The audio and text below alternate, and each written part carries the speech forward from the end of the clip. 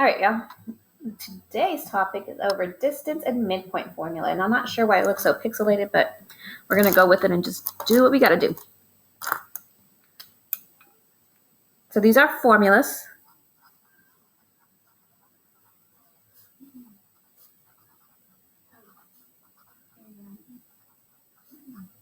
To help you find certain information about coordinate points, whether it be the midpoint, whether it be the distance between them. We saw it on segments that we can easily find distance and midpoint just by looking at them, but that's when it's in a 1D. But we're talking about now 2D, two-dimension, an X and Y coordinate grid.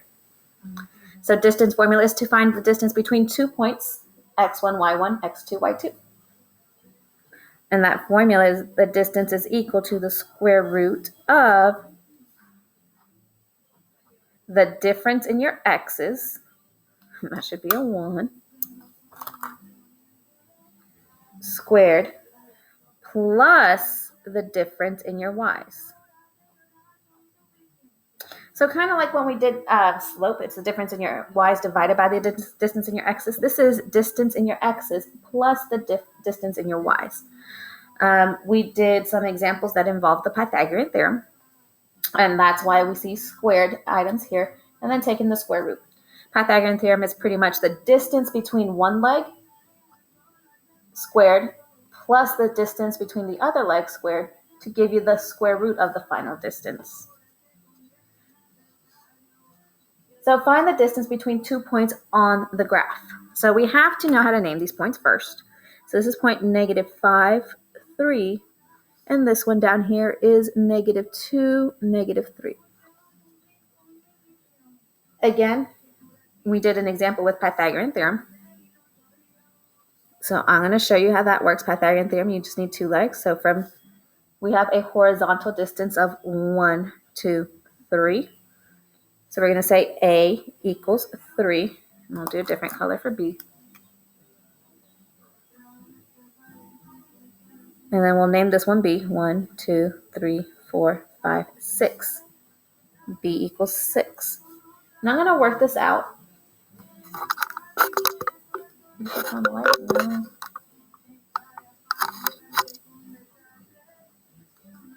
we're going to work this out using Pythagorean theorem. So, if you recall, Pythagorean theorem is A squared plus B squared equals C squared.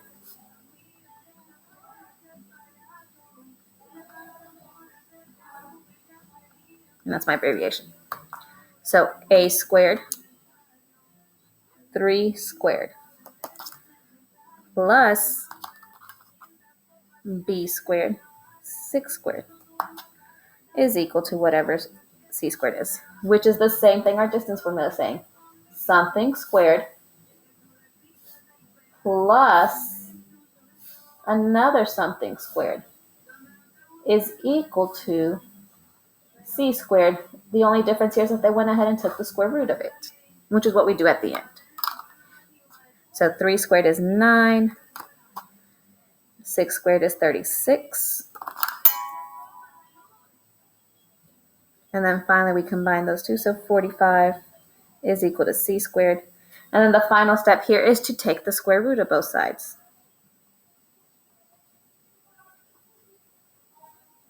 So that's gone. So C equals square root of 45. We can get an approximation. So that would change to this little squiggly line. And I'm going to do it actually on my phone calculator. Square root of 45, 6.71, approximately 6.71. And that's when they ask for an approximation. Now, sometimes they might ask for the reduced radical form. I've learned to take the factors and break them down. 9 can go further, but 5 cannot. 9 was the perfect square, so this is equal to 3 square roots of 5. You may have also learned the birthday cake method, where you take 45, divide by a perfect prime number, So a perfect prime number that goes into 45 is 5. How many times? Well, 9 times. Take 9 and divide by a perfect prime number. 3 goes in 3 times. And then divide 3 by a prime number to leave you with 1, which is your birthday candle at the top of the cake. So now we have 3, which goes outside the square root, and 5 on the inside. Either way works. All right. That was Pythagorean theorem. And it's easy to use Pythagorean theorem if you're comfortable with it. And if you can easily count on your grid. Nothing too fancy about the grid. Distance formula is a different option, especially when you don't have a grid and you don't want to draw out a grid. We are going to take, we'll name this x1, y1, and it doesn't matter which one you name what. And we'll name this one x2, y2. As long as you keep the coordinates straight when you plug in. And I'm going to set up just the skeleton, the frame of everything, so I can plug things in. So x2, and then y2. x1, y1. Sorry, y1. There we go. I'm like, what am I doing wrong? x2, y2, x1, y1. And then we go through and actually do the math. So this is equal to the square root of -5 minus -2. Remember, that turns into a plus. So that is -3 squared. And in reality, ladies and gentlemen, this is talking about the distance. So we could have easily said the distance is 3, which is what we got right here. This negative is insignificant at this point. Plus 3 minus -3. Again, minus a negative is a plus. So that is 6 squared. Again, this is talking about the distance from our y's. This is the distance from our x's. This is the distance from our y's, which we got 6. And one more time, that negative there is insignificant, because even if you put it in your calculator, not clear, parentheses, I'm making sure to use my parentheses and actually forgot the negative like I was going to do. 9, same thing as 9. Now, notice, and I don't know if this calculator would do it, I know the calculators we have in class will do it. If I do this, gives me -9, and that's because my calculator is doing order of operations. Exponent first, and then the multiplication of that negative. But we want to make sure to put in parentheses or forget about it. All it's talking about is the distance. So we have 9, which we got over here, plus 36. Same thing. And now the square root. Guess what? We did the square root down here as well. Equals square root of 45. And we found out the square root of 45 is 3 square roots of 5 if we simplify the radical, or approximately, depending on what it's asking for, 6.71. There's my distance. All right, example 2. Notice this time they did not give us the coordinate grid. So this is when, since I can't visually see and count, distance formula may be easier. The distance is equal to the square root of, and again, we'll use color coding just to help you out. I'll find my other marker. There it is, our pen. A will be in pink, B will be in blue. And I'm going to set up the frame to find the distance between something we subtract. And then we're trying to find the hypotenuse or the longest length. So now look, I'm going to throw you off. What if I start with x1, y1 first? Doesn't matter, because guess what? I kept those in the same locations. I could have technically named these x2, y2, and I would have done it correctly. It's the same thing. So now x2, y2. In the end of it all, it's going to give me the same answer. -4 minus 3 is -7. In other words, the distance between the x's is going in the negative direction, 7. Plus 1 minus -1. These get added, so it's really 1 plus 1. So 2 squared. So the distance in my y's is 2 up. So that is equal to, and again, if you're putting it in your calculator, make sure you put that negative in the parentheses, or just forget about the negative. So 49 plus 4, which is equal to the square root of 53. 53 is a prime number. There are not two numbers that can go into 53 evenly other than one in itself. So that means it's either square root of 53 or approximately 7.28, I believe. Let's check. 53, yep, 7.28.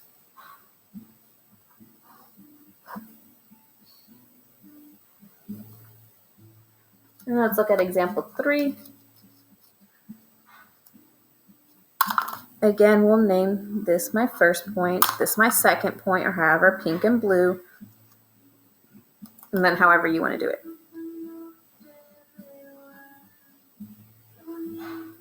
Setting up the frame. Distance, which you have to find the distance, you have to find the difference, the range of it.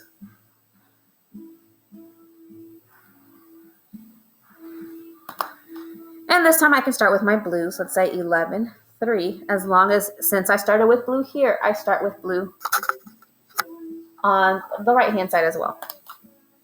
And then -7, -2.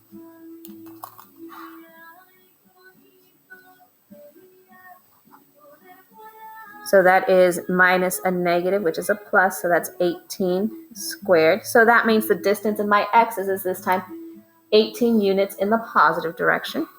So from one point to the next, we're going this way. So I'm assuming my slant and my line is going to go this way.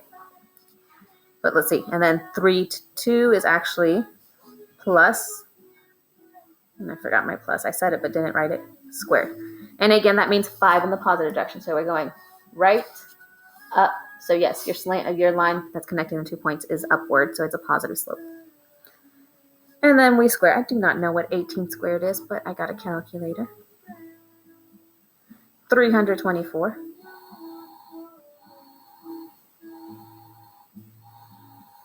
Plus 25, which is actually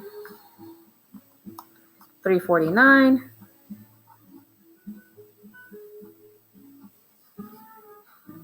Which is equal to, I'm going to do it over here on the side. Can I simplify 349 into anything? 5 by 3, no. 4, no. I know not 5, 6, 7, 8, 9.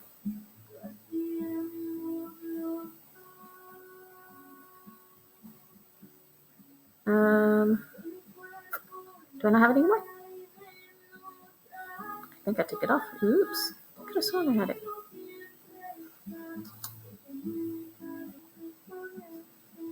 So I googled it, y'all. Is 349 prime? Answer is yes, so no need to do a factor tree. So if it's prime, we can get an approximation. I was looking for my TI-84 calculator on my phone. I think I deleted that app.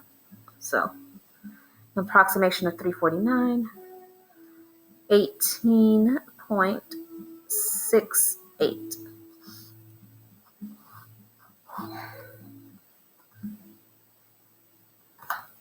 All right, so the next thing we discussed was midpoint formula. So just like distance formula allows us to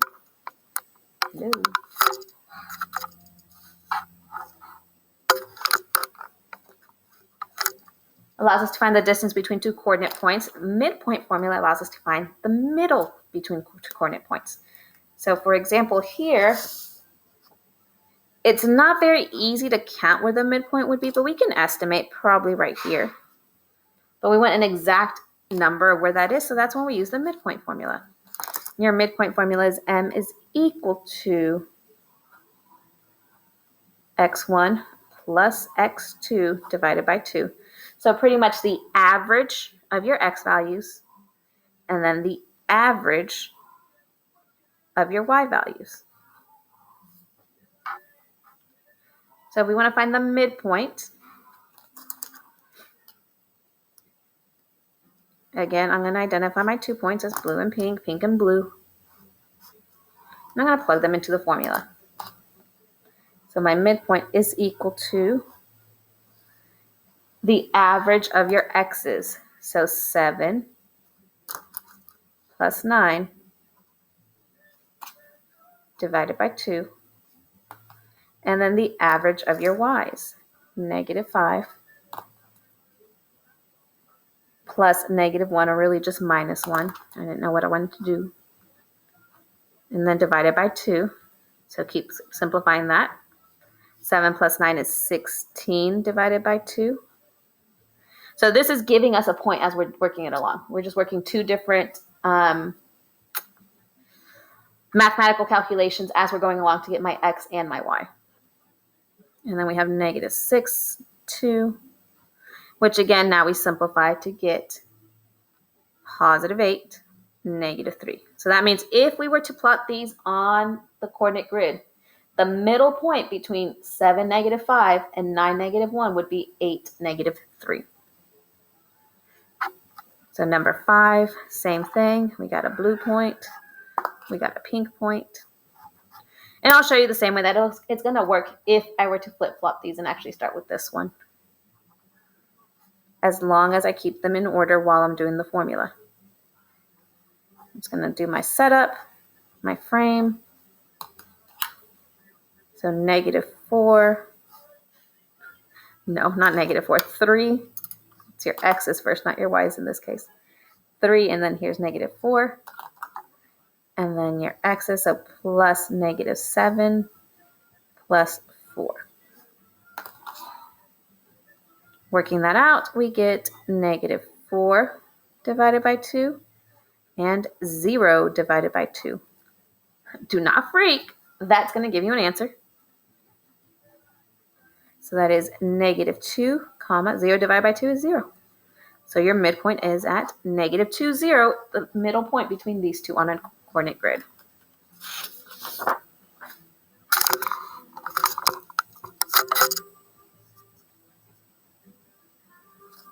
All right, so then we moved on to finding, well, what if I know the midpoint and one endpoint?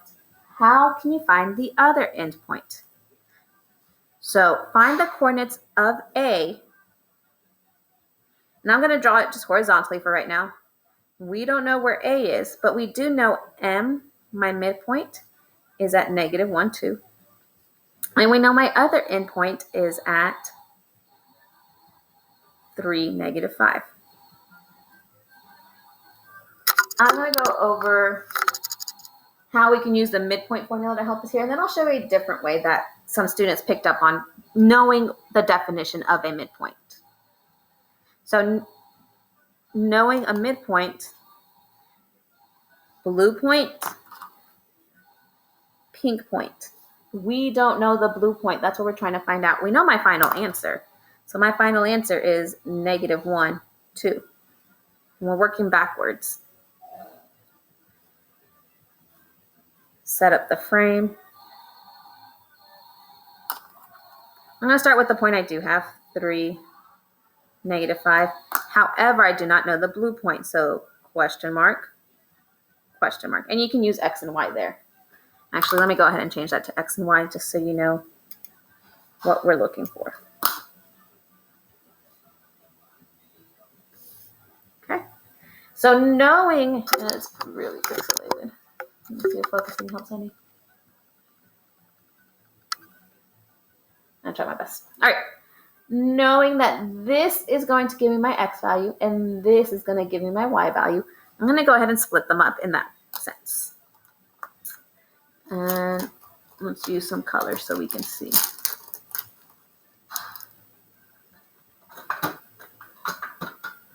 Use orange and green. This is going to give me my Y value. So -1 is going to equal to 3 plus X divided by 2. And then this is going to give me my Y value. So 2 is equal to negative 5 plus y divided by 2. So to solve this, we just do inverse operations. Since everything is being divided by 2, to undo this division first in this case, because everything is getting divided by 2, I need to multiply both sides by 2. So we have negative 2 is equal to, when I multiply this side by 2, it's to cancel out that denominator. I don't actually go through and multiply 3 by 2 and x by 2. Because this whole thing is being divided by 2, multiplying by 2 essentially gets rid of that 2. So it's equal to 3 plus x. And then we solve for x. Take away 3, take away 3. X equals negative 5. On this side, and I shouldn't have boxed that in, but same thing. Multiply by 2 because this whole thing is getting divided by 2.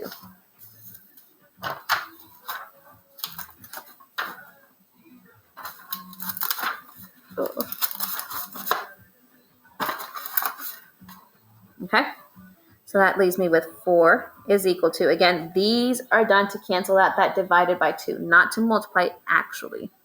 Well, it is actually multiplying, but you're not multiplying each term by it. If that makes sense. All right, so we have negative 5 plus y. And then solve for y. So y equals 9. So my point, my missing point in blue would be negative 5, comma 9. That is my starting end point. Now, let me show you what other students came to think of.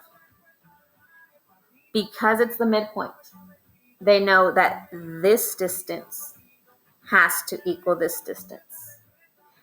And since we're finding two distances, my x distance and my y distance, here's how I ended up setting it up so that it breaks it down a little better. It was just about creating a table. Their first endpoint, 3, negative 5. To their midpoint, negative 1, 2. So the distance from 3 to negative 1, we are taking away 4.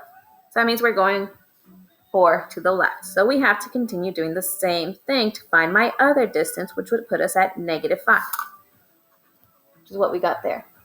The distance between negative 5 to 2 is we are adding 7. So that means on my y, we are going upward 7. So continue going up 7 to put me at 9, which is what we got there. Making this point the other endpoint of negative 5, 9.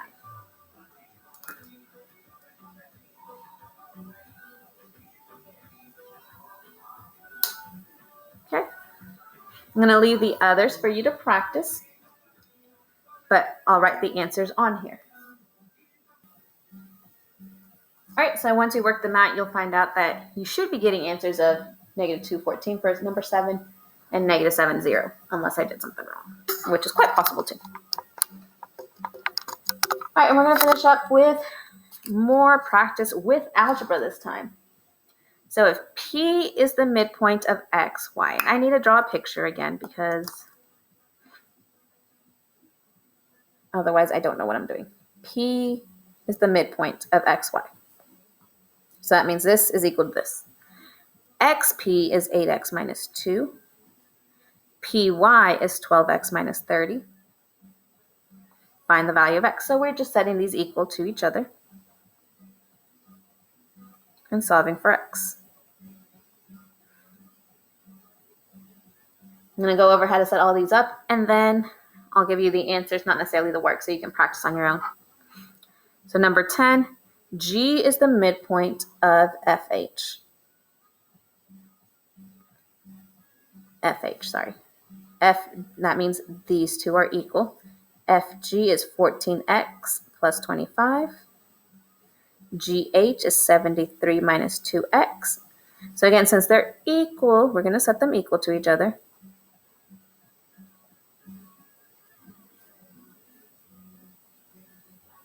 And solve for x. But after solving for x, come back and find FH. Lastly, use the diagram on the left. If N bisects QR, so if line N bisects QR, we can safely say the two sides are equal to each other. Now I'm going to find QP. So because line N bisects QR, we can say QP is equal to PR. Because they're going to be two congruent segments. Actually, I guess I should have put that first. Segment QP is congruent to segment PR, which means QP equals PR, which means 3x plus 5 equals 5x minus 19. And then once you find x, come back and solve for QP.